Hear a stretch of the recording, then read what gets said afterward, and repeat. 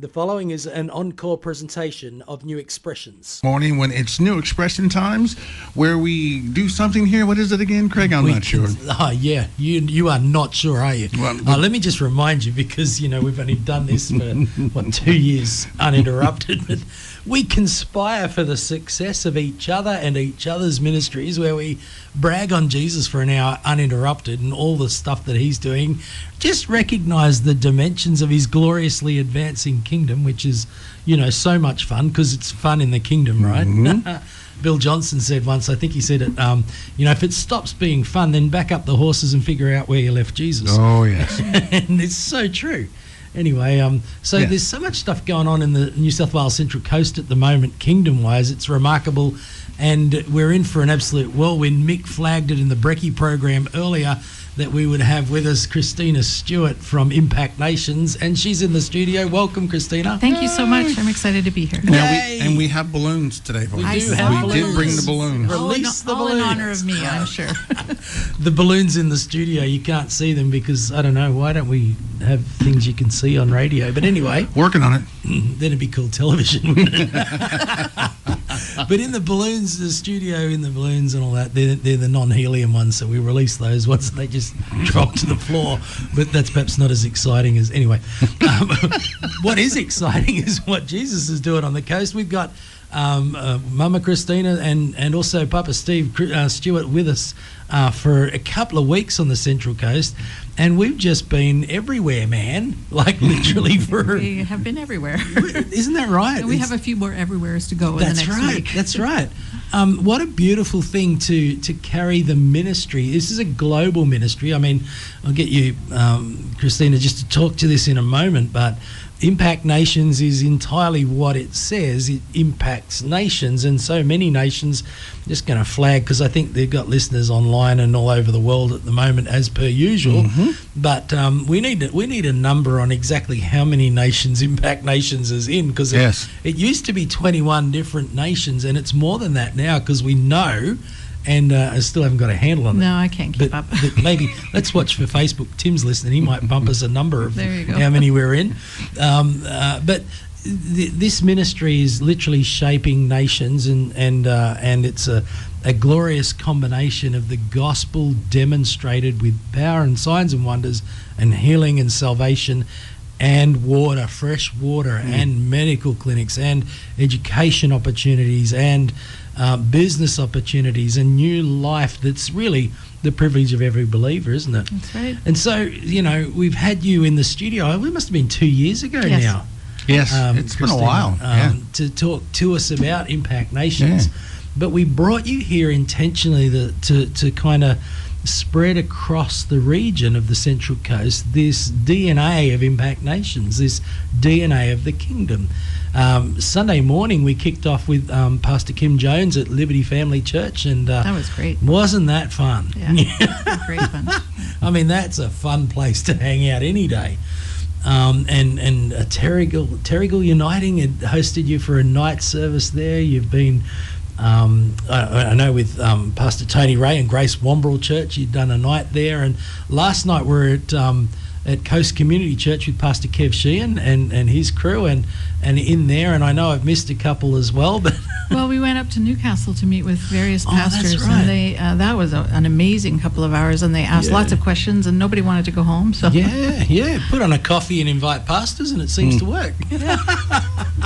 But up in the Hunter, so that was a really strategic opportunity. I'm not sure how much influence Impact Nations has had yet in that region, but to gather a room full of pastors to understand what this ministry is, or how to walk in the rhythm of the kingdom, as you and Stephen so frequently teach, that's been a great opportunity. And there's several senior leaders up there who've already flagged with us, all right, well, when you're back, when you're back, in fact, I think that came out before we finished the first Sunday meeting with Pastor Kim, right, when you're back. Very good. And so, it is the message that you carry of the kingdom demonstrated is really touching the hearts of people on the coast here, resonating really strongly. We've had an amazing number of people from the coast come to our Journeys of Compassion, which are short-term mission trips. and just the constant testimony of how it's changed their lives, changed their churches, changed their communities. Yeah. And they keep bringing their friends, and so it's That's great. it. Yeah. So every meeting we go to this week, we're running into people that we know and love, and Yeah. it's great. So it's been 2 years since you've been back. That's right. Now, within that time, I'm sure we picked up a swag of listeners who have just come to Christ, come back to Christ, gotten off the fence and made the decision, I'm going to do this for Christ. Right. Give them, actually, well, give us an overview of Impact Nations, what it does. Sure. Where, but just a smidget of history, if you could, that'd Sure. be great. Awesome. So Steve and I were church planters and pastors and ministry starters for many, many years. And then about 16 years ago, the Lord asked Steve what he wanted to do with the rest of his life. And he could do anything. And he said he wanted to rescue lives. So this vision was birthed of combining the natural and the supernatural, the practical and the Jesus bringing transformation to communities. And so we started doing these short-term mission trips, but at the same time also connecting with partners in order to bring long-term sustainable transformation into communities. And it's been so exciting to see all the different places that have opened up and all the places we've visited. So what we do is we go in for 12 days. We bring a team from all over the world, and sometimes we do medical clinics. We do clean water projects. We do stuff with kids. We rescue women out of prostitution. And then we connect them with local pastors and leaders so that they're discipled. And we really are seeing communities being transformed. And we're also seeing the lives of the people who join us on those trips transformed as they really understand who they are in the kingdom, that they carry the gospel, that they carry the power and authority of Jesus. And so they're empowered then to say, "May I pray for you?" to their neighbor, to their coworker, and they see God come and bring healing to people and bring salvation. And so it transforms on both ends of the story. And then we go on to do these sustainable projects. And so a lot of rescuing women off the streets, working with kids, job retraining, discipleship. We've sponsored projects in prisons and in garbage dumps, and and we often get to go back and see what God is doing. And it's gotten to the point now where there's so much going on, we can't even keep up with what God's doing. Yeah. That came out recently, sorry. Was it Steve was mentioning somewhere recently that he looked on the website and discovered you're in a brand new nation. Yeah, that's right, yeah. You know, like, what? Well, we're there now, okay, you know. And I just have to jump in because, you know, listeners are probably going, oh, yes, it's kind of, you know, you anticipate that ministering in the developing world, you'd probably, you know, offer some of those you know, in different contexts, bring a service of some sort. Now, when you say, you know, small businesses, you're actually talking in excess of 100,000 small businesses. That's We're right. not talking about a handful of small Right. businesses. You're talking astronomical numbers, Right. you know, of particularly women and marginalised, or the poorest of the poor, given an opportunity to have a brand new life. That's right. Probably the most obvious place that has happened is in Nakuru, Kenya, with our partner Mike Brown, and he is a pastor, but he also has an anointing to rescue and train and release. And so, yeah, as you said, over 100,000 businesses. But I've been into many little shop or kiosk and had women just run out and yell and jump up and down and scream and hug me and tell me that the last time they saw me, they were prostituting on the streets of the city, and now they have their own business and they're training. Wow. Everyone trains Wow. the next. Yes. They go out and rescue themselves and train them in their little shop, and then they get a loan and they set up their own little shop, and then everyone gives back into the fund, so it's an ongoing Well, there fund. was one lady that you mentioned Right. that not replicated herself into freedom, but She had 1 year earlier, I had shared the gospel out on the streets. She had chosen to leave the streets and receive Christ, and Mike got her set up in a discipleship program, and then she wanted to open a hair salon, and so she got a microloan to do that. And she had this little tiny salon, but there were 2 other women working in there with her. And so we stepped outside and I started asking her some questions. Well, in 1 year, she had opened 12 different salons and rescued 20 women, trained them, and put them in their own businesses. In a year. In 1 year.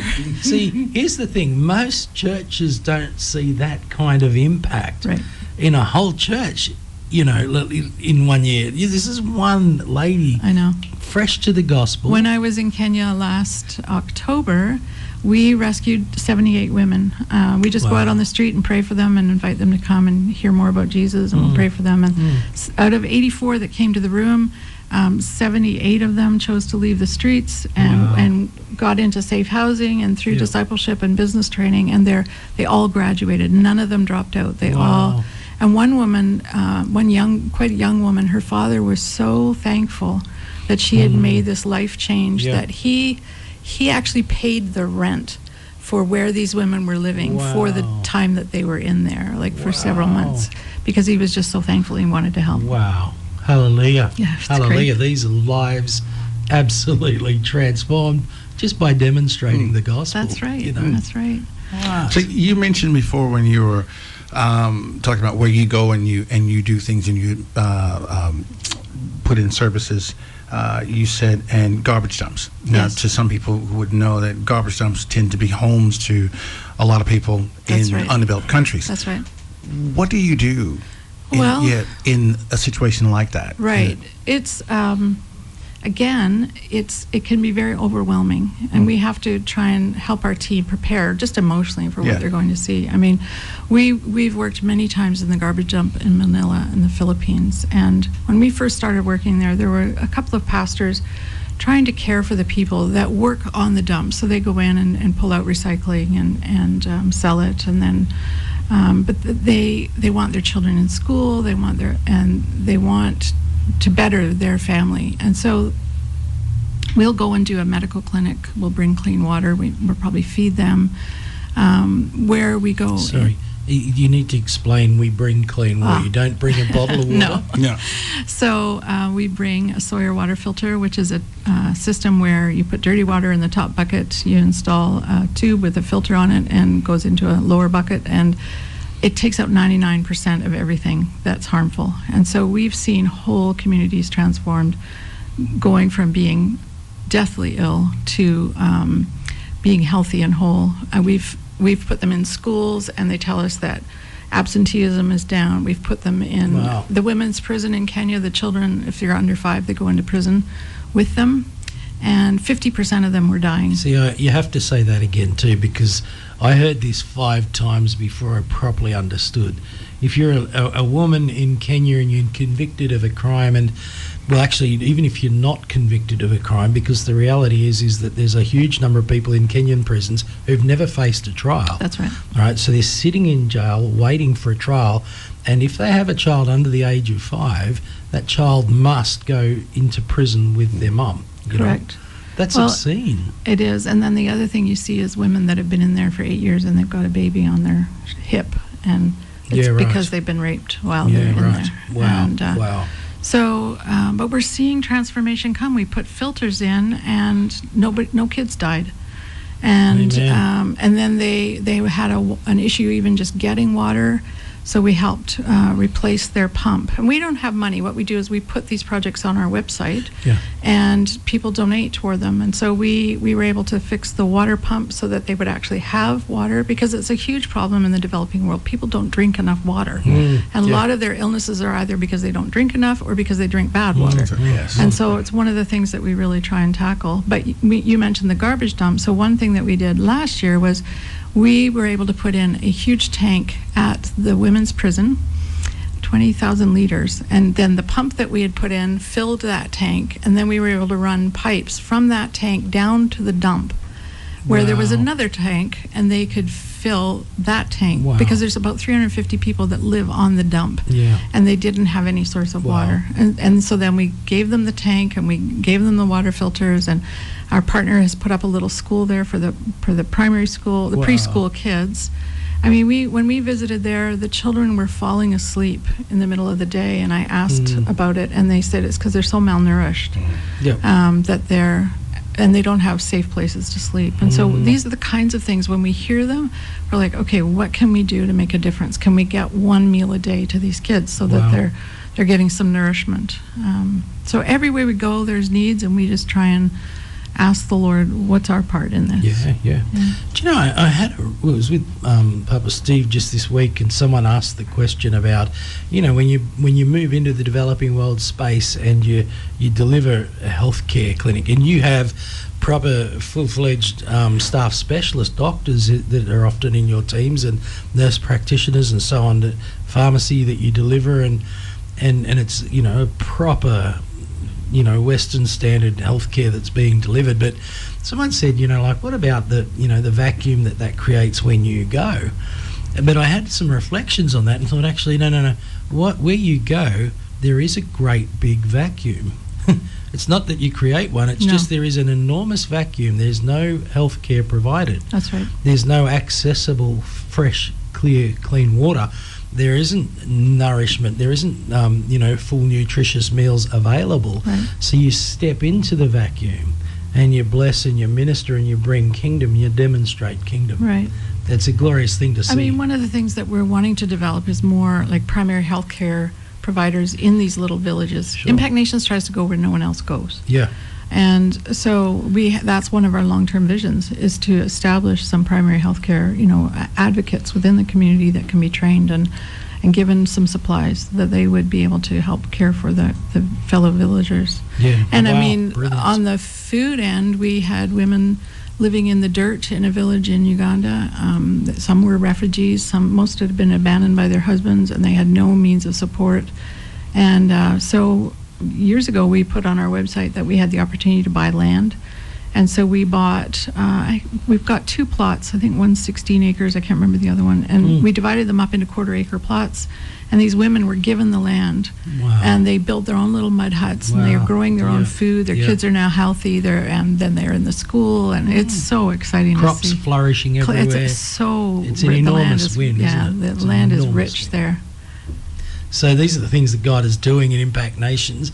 There's a truckload of people already from the Central Coast who've connected in and done a journey of compassion, and I suspect there's going to be a truckload more connecting in. When you hear what it is to demonstrate the kingdom day in, day out, for a couple of weeks at a time on these journeys, you're ruined for the ordinary. That's true. Like, you are totally ruined for the ordinary. Well, maybe let's explore some more of these journeys and more of the reach of Impact. Speaking words of love to you. And we're back. That was quick, but I'm glad it was. We've had an interesting off-air conversation, but let's pick it back up where we left off, because I did ask, are you in developing nations and non-developing nations? And you were telling me about Bulgaria. So last year we did our first Journey of Compassion to Bulgaria, and it's part of the EU, so it was a totally different setup for us. But we were focusing on working with the Roma people, the gypsies, who are very much outcasts in their society, and they just don't. There's a divisive line between them and the Bulgarian people, and it's not just in Bulgaria. Throughout Europe, it's like that. There's a large number. Yes. Yes. Yeah. And so they don't have running water or electricity. Their kids aren't educated, and there's just a lot of hopelessness. And so to bring them the love of Jesus and the acceptance of Jesus, and to have people who are willing to come into their community and do what they can to help them and to hug on them and bring them into relationship with Jesus, is really exciting. And next week Steve will be on, and he can talk to you more about what's happened since we were there. We've got networks of house churches starting up in these villages, so it's very exciting. Because every single one of those individuals has a gift. Exactly. They have a gift. Exactly. And the longer they sit on the side of the road doing nothing, that gift does nothing. It's dormant. It's not meant to do that at all. Yeah. It has a purpose. That person has a purpose. But until we purposely engage them and show love, and try to instill love of Christ, how can that gift or that individual get up and walk and go fulfill its purpose? Exactly. Its destiny. That's one of the reasons I love rescuing the prostituted women, because they're there because of circumstances, and they feel they have no options, and they feel doomed to that lifestyle forever. And they are always surprised that we're willing to stop and chat with them. You know, I'm a white woman from North America, and and I just thought say, you were from Darwin. Jesus loves you, and he has a plan for you, and we want to help you to step into that plan and to have the gifts he's put in you developed. And I had, a few years ago when I was there, I was speaking in a really dark alley to a group of women. We were expecting about 20 prostituted women. About over 80 showed up. And I couldn't see them. Everything was pitch black. But at that time, there was some civil unrest, and we couldn't be out in public. Yeah. And so I just told them about the different things that we do and that we would love to be part of their rescue. And the next morning, 22 of them showed up at Mike's church, and he brought a young woman. She looked about 13. I found out she was 15. Her mom had taken her out onto the street the year before to start prostituting so that she could help bring in income for the family. Wow. So for 1 year, she'd been selling her body. And Mike said, the mom wants us to take this girl, so we're going to take her into safe housing, but she wanted to talk to you. So she came and just thanked me for the rescue. And then our whole team, I think it was just like at breakfast time, and people were overhearing the story. And one of the things she said was, I don't have any money for school. I don't have a uniform. These are the only clothes I have. And they were very inappropriate. And so the team just rallied. Women were running up to their suitcases and grabbing stuff and bringing it down to her. And we took up a collection to get her school uniform. And so that was about 5 or 6 years ago. Every time I go now, she comes and finds me. And she's now graduated from high school, and she has her own business. Hallelujah. And last year when I was interviewing her, I said, so what's the next thing you'd like to do? She had a little shop, and she said, oh, I want to work in they call it a saloon. It's a salon. And she said, and Mama Christina's going to help, and I'm going to go to school. So there's certain boldness there, Come on. But a faith that this was what God had for her, and he would provide. So you were expecting 20, but you had 80 show up. That happens all the that's time. people looking for hope. They're actually looking for that hope. Well, in fact, last year when we walked one city block to invite them, but we now have a reputation. Impact Nations and Metro Church, when we're there, they know rescue is coming. The word is out on the street. And so by the time we walked around the block, there were 84 women waiting for us. We're 6 years into the coast, and I actually didn't know that the coast was the largest population of homeless people in the state. Didn't know that until we moved down here. And we just didn't see them, and that is the norm until it's brought to your attention, or you begin to actually actively notice them. And once you see them, you really see them. That's it. And we've taught our children, because there's a few at one of the Aldis that we go to, we've taught our children that when we see them, they walk up, and you make sure you drop some money into whatever container they got, but you leave them with a seed. You drop that and you say, Jesus loves you, and you walk. Just don't walk up and say, Jesus loves you, and don't actually contribute. You don't want credit, but you want to contribute. So you drop it and you walk away. I mean, teaching, you may not be the person that actually brings that person to Christ, or that person's invited you to sit down and talk about Christ. You may not be that person, but that's a seed. And have you noticed that the homeless people will say back to you, God bless you? Yes, they will. They always do that. They do. I was in Bogota, Colombia a few weeks ago, and at every stoplight there were beggars. And most of them were refugees from Venezuela, and they had left everything behind. They had nothing. And so my friend that was driving, at every stoplight he'd put his window down and put some coins in, and every one of them, Dios te bendiga, which is God bless you. It's an invitation. Yeah. But you know what? You may not be that person. You may be the next person, but exactly. It shouldn't stop you from saying it. That's and I know some people I just drop money and I just walk by. No, don't. Yeah. Sow a Make seed. a connection. Exactly. When the woman came in and was weeping at Jesus' feet, and Simon was horrified, and Jesus should know who she is. What Jesus said to him was, "Do you see this woman?" That's how he started the conversation. Do you see this? Simon didn't see her. He saw reputation. He saw shame and embarrassment. Yes. Jesus saw her. He saw who she was created to be.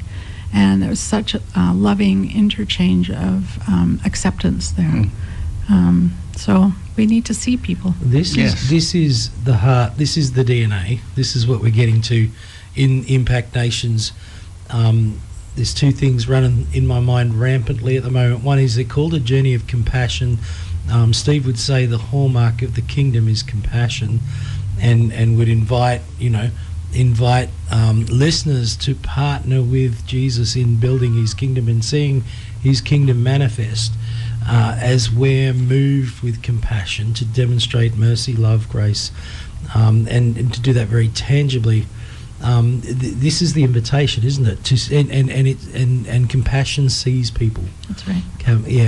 Compassion and the kingdom see people and their circumstance and elicit kingdom response. And you get to do that all the time. All the time. And the invitation to listeners is, you might just go, look, that just seems so far beyond me that I might just put myself on the other side of the world and start to deliver practical help and healthcare and practical prayer and ministering. And last night, actually, at the event that we're at, Steve said, come on a journey with us. I guarantee you will bring people to Christ every day. You will pray for the sick and see them healed every day. And the beautiful grace of a journey of compassion is to commence a familiarity with with the rhythm of the kingdom. Right. With this is how the kingdom advances. And so, you come back utterly ruined for the ordinary. And then we were sharing just off air, one of the journeyers, Nola, who's a kingdom warrior here on the Central Coast, was sharing how her day yesterday was basically an entire day. I said, you've just had a journey of compassion to the Central Coast, because she literally was praying for the sick, was witnessing to the goodness of Jesus and boldly proclaiming him, inviting a response to faith in Jesus her whole day long in the marketplace, in the shops, in the dress shop, in the dentist. Our whole week has been like that, where people are telling us stories of what God is doing here when they said, may I pray for you? Yeah. And Steve's got a new thing. He says, tell people, ask people, can I pray for you for 10 seconds? Because it's so non-threatening, but you can get a few words in there, and you're imparting the Spirit. That's right. And they have an encounter, and that's what you were just saying. Just say God bless you. Like, Never start miss a with chance. that. Yes. Essentially, what he's been saying is, you ask a pre-Christian, can I pray for you for 10 seconds? And he's saying, most people think, well, I could probably suck it up for that 10 seconds, Exactly. or how weird can they get in 10 seconds is another thing that he says. Yeah, sure, that's okay. And really, that's all it takes to bless someone in the name of Jesus, and opens doors and opens opportunity for the kingdom at left, right, and centre, and this is what we're seeing. This is the great thank you that we want to bring to Impact Nations for the Central Coast, is because I don't know how many people it is, but there's a whole bunch of people who are alumni of Journeys of Compassion who got trained in the rhythm of the kingdom in the darkest parts of the world in developing nations, and are back here on the coast ministering the kingdom in our neighbourhood. Hallelujah. Right. Well, the other thing we didn't anticipate was we've become a family. We have family all over the world. And so every meeting this week, people are coming up and hugging on each other and hugging on us and sharing stories of what God's doing. And it really is We are back for our last segment. Time has flown this morning. It has, but then again, it is when it just seems to happen, doesn't it? We need to extend the program to an hour and a half. Boss, are you listening? Craig wants to extend the program to an hour and a half. I agree. So, because we can cover a lot of ground in an hour, but we always seem to get to the end, and we're just trying to stretch it all in. But but then again, when you got powerhouses such as Impact Nation in the house, there's a lot to cover. There's a lot going on. There's a lot going on, and to God be the glory. I mean, we are loving what we're doing, and feeling very blessed in the midst of it. And so because this wasn't ever the agenda, I heard you sharing last night. You had yourself picked as a school teacher in a comfy little Cozyville somewhere in Canada, right. and the Lord had another idea altogether. He did have another idea. Yeah. And so, how do you move from pre-Christian school teacher to where you are today? Oh, it's a very long story. But what I shared last night was when I asked the Lord, why do I keep getting to do these things? I mean, I've traveled to all these countries and met these incredible people and seen all these miracles. And God just said, I ask and you keep saying yes. And so that's really a key for all of us, I like that. People are straining to hear the will of God, and they're thinking big picture. And I think the will of God is one yes at a time. Exactly. And he takes us on this journey. Give us a picture. So, you got saved. You and Steve together at the same time? Or is it sort of, No. He got saved first. Oh, okay. We weren't Christians when we got married, and our first year or two was pretty rough. We had never fought when we were dating. I just started dating him when I was 15. Wow. Yeah. And we got married when I was 19. And then things were really hard. And he cried out to God and encountered God and got saved. And then he started wanting to go to church, and I was not impressed. And then I gave in about a year and a half later. I just knew that if I didn't join him on this journey, that we weren't going to make it. Yeah, right. And so one night when the gospel was preached, I said yes to the Lord, and honestly had no idea where this was taking us. No, I don't think any of us ever do. No. So it's been a roller coaster. But, we're so blessed. We moved our kids numerous times to, I always say we just follow the cloud. Yeah. And God opens up new opportunities, and we go. Yeah. And so that's how our kids were brought up. Well, now our 4 sons, they're all married to beautiful, godly women. They're all in church. Their kids are being raised in the kingdom, and they're doing kingdom activity. One of them's a pastor. One of them's working with us. 2 of them are very successful businessmen, and so God's been so faithful. Amen. Hallelujah. And this was in Canada? Yes. Ah. Yeah. But 5 years ago, God had us move from Canada to the United States, and so we're living in New Mexico sure that now. Was God? Yes. Well, Canada, New Mexico, that's a big swap. It is a big switch. That's a big switch. But at that time, our youngest son was working with us. He came with his family. Then he followed the cloud, go figure, and told us that he was going to become the executive pastor at our church. So we released him. Wow. And then about a year and a half, 2 years later, our oldest son made the move from Canada to the United States, and he is now our director of operations and doing a fantastic job. But isn't that so biblical? Oh, Family business. Isn't that just so biblical? It's such a blessing. I know. And I counted all the pleasures to think that's in my back pocket just in case they kind of go astray. Family business. There's a link, man. You're going to end up doing something here. So I'm like, thank you, Lord. Yeah, I like that. It's generational legacy. And actually, Tim whacked up a video just literally the day you arrived, I think, in the country, just to try and tell the Impact Nation story for just this recent last 5 months.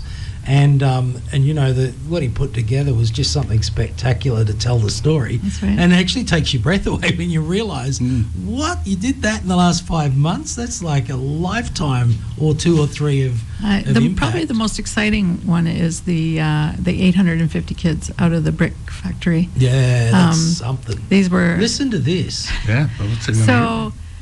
They went to do a medical clinic in a big brick factory, and basically the people there are slaves. They've borrowed some money from the boss, and then they can't pay it back. And so I wasn't there on that particular trip, but they would have grandfather, father, child all working together in this brick factory. And Steve describes it as they basically were building their own prison. The children's hands were all terribly rough from piling up these bricks, and they had never been to school, and there were 1,000 children working in this one factory, and there's hundreds of those factories. So our partner, Randeep, had formed a relationship with the owner. I'm not clear if he's the owner or the manager, but whichever, who said, if you raise the money for these kids to go to school, I will release them. They can go. And it was $130 per child to get them their uniforms and their books and their shoes and book bags and all of that.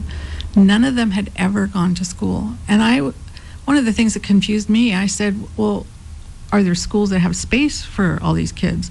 And they said the government built the schools, but they don't facilitate getting the kids into the schools. And so the principal and the teachers are thrilled because they're now actually, all these kids are coming. So we were hoping maybe we can get 300 kids out, and we just put it up on our website, and the people that were on the team came back. They are ambassadors for the kingdom, and they spread the word. And so we over $100,000 came in. We got 850 kids.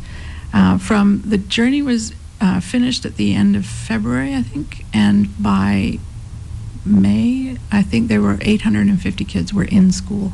Amen. And then the neat thing too was that we were concerned about the uniforms. How are we going to give these kids uniforms? And we got to buy a lot of uniforms. And they said, "Oh no, you have to sew them." Well, we happen to have rescued women that we've put through sewing schools, and so now they had employment to sew the uniforms for the children to go to school. Do you know, the year before, the year before I was on that India journey, Right. and Anu had introduced us to that school. Exactly. It was like literally, it's just been starting. brand new Yeah. launched. All the sewing machines, the ladies in there learning the trade, the skill sets to be able to carry their own business, right? And there they were, like set up in Kingdom Provision, ready to make uniforms for all these kids. Ready. So to we're leaving that project open, I think, on our Yeah. website, because there'll be a new group next year, and then possibly more brick Wow. factories. And we're praying for this man that God would bless his business. Yeah. So you said project. So somewhere on Impact Nations there is a job board or a project. Yeah, there's a project something page. you can fund. Yes, exactly. And so that's how we work. We don't tell our partners what we're going to do for them. They propose to us something that they're wanting to take on for their community. And so they write a simple description of what they want. They put a simple budget together, and then they send it to us. If it's approved, we put it on our website. People donate, and when the money comes in, we send it. And then they send back to us receipts and photos. And so it's we can keep a really short timeline. For instance, in the winter, our partner in Bulgaria said that she was in with the Roma people. The kids were barefoot with no coats, and it was snowing. And this was really distressing her. And so within 1 week, we had enough shoes and coats and boots and so on for 100 kids. And she went shopping, and then while she's in the shops purchasing this quantity of things, the shop owners are asking, "What are you doing?" And she said, "Well, these people have donated money for these children that are barefoot." "Oh, well, let me discount the price for you." Come on. So, Kingdom. It's awesome. Yeah. Yeah. And interestingly, like this time too, the speed of the internet and the globalization of everything, and so the responsiveness for Impact Nations now is so quick, isn't it? You know? It's totally a God thing. It's very exciting. Back in the day, if we become aware of a need, and you go back to your resources and you start the fundraisings and this, that, and the other, and maybe by next winter you can do something. One thing that I should mention is there's also a thing that we have, people that want to go on mission, which we call Journeys of Compassion. If they don't have the resources, they can start raising funds in their own way, but we have essentially a savings account. Yeah. They can open a savings account with us and start making deposits into a future Journey of Compassion. And then when they have saved up enough, then they say, okay, I've decided I'm going to the Philippines, so let's cash that in. And I had a little boy last night, I don't know how old, I think he was 11, and he said, I asked him what I could pray for him, and he said, pray that I get the money to go to India next year. That was what was on his heart. Wow. And so that was precious. Amen. Glory to God, hey? So Impact Nations is genuinely impacting nations. It's teaching believers how to walk in the rhythm of the kingdom. Believe it or not, we need to know that. Your sons and daughters across the globe, people like Randeep and Anu, who we had on the coast only a month or so back to minister and blow the place up a bit. That was glorious. Mike Jones you mentioned as well. There's so many, sons that you have across the world that are influencing majorly in kingdom stuff, who understand the rhythm of kingdom, who understand house church. I'm sure Steve will probably pick up on so. house church. You think so? You think? And the rhythm of the kingdom in that. But there's great grace, and I'd introduced Randeep from India as as a guy whose house church movement 740,000 members. Well, he corrected me because that was several months old, that information. It was then 847,000. Again, that's a month and a half old. So, they'll be pushing towards 1 million people. You can't get your head around it. In terms of in-house church. And when they count people who've come to Christ, they don't count someone who may have prayed a prayer off in a dark corner somewhere and never seen again. They only count people who have elected to go through the process of baptism and belonging in House Church Network. That's right.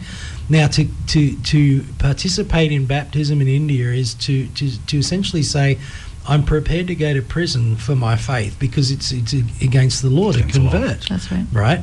And so they're only counting the people who are saying, I'm ready to go to jail or worse, because there is worse consequences.